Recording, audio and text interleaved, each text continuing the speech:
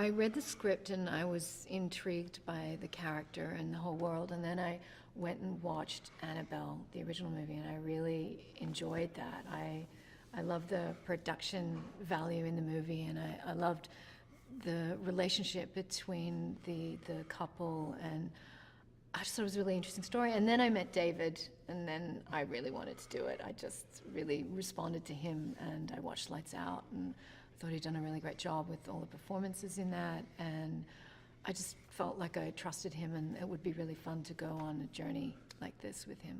Great. Anthony? I like the genre. I mean, I'd never done a horror film, so the genre appealed, and then the script, and then the director. I had a meeting with him, and really, I liked him. So it was not that hard a decision. And let's talk about your character. So tell us who you play and a little bit about him. I play Samuel Mullins. He's the doll maker. Annabelle's his creation. And ever since the tragedy that befalls them early in the film, they've lived a life of total seclusion. And then this, bus of orphans kind of shows up, and he's not that happy about it, but goes along with it, much to his peril.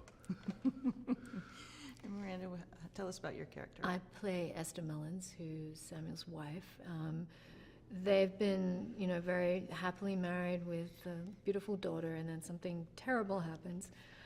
And then they go into a period of grief, and then they find a way to reconnect with their daughter, but it's not a good idea, and it turns out it's not really their daughter.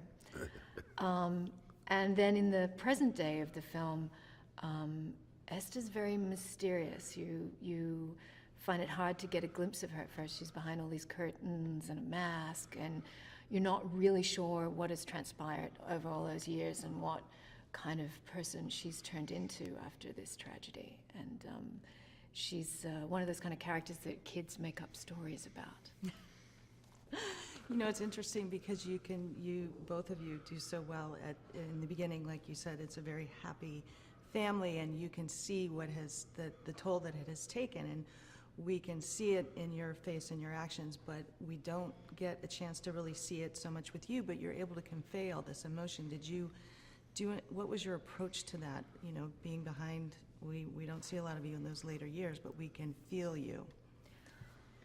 I felt like what was important about her was that a part of her had died from that experience, and that it was sort of about the energy level of the character. That's why it's the hardest scene, I guess, is when Stephanie comes in with the doll and all of that, because suddenly it's very dramatic. Before that, it's mainly about the sense of like a reawakening of her in some way, to have these children in the house again, to actually dare to hope that the world could be a good place again, that she dares to hope that, and then of course those hopes are dashed. I don't know, you just sort of dig into all those kind of things. Yeah, it was good. And Anthony, let's talk about Annabelle. What is her role in this family? Well, I mean, initially she was a replacement, something to replace the loss. And then it got a bit weirder, they kept making contracts with entities they didn't know much about. And, it's kind of like, I think if you're ever unfortunate enough to lose a child, there's a desperation that goes along with that. Like, what could you have done? Could you have changed this?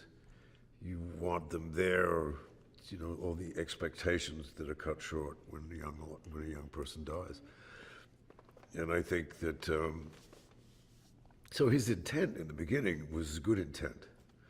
It was a placebo, I guess, in a way of filling the hole, but it doesn't. Right, and that brings up a good point. How relatable do you think this is, that parents would go to such extremes, to, I guess, have their daughter back in their lives? I mean, Do you think that people are going to relate to that? I think it's something that people don't like to think about. Like, I don't like to think about that scenario at all myself. But at the same time, I think you empathize with that situation, because you think, if something like that were to happen to me and I had the chance to feel the presence of my daughter again, or have some semblance of her, even if I couldn't have her as a real child to have and to hold, but if I could just have a little bit of that back, what wouldn't you do to have that? That's what why. wouldn't you do? That's why mediums do so well, Yeah, exactly. because they sell that. You know. Yeah, just like that little bit of light for a minute is so tempting, and they don't know when, I mean, there's a series of notes and things like that. They don't see that as an evil presence. They think they've been blessed by some miracle, Right. Right. But Annabelle does not play well with others. That's the problem. Single child syndrome.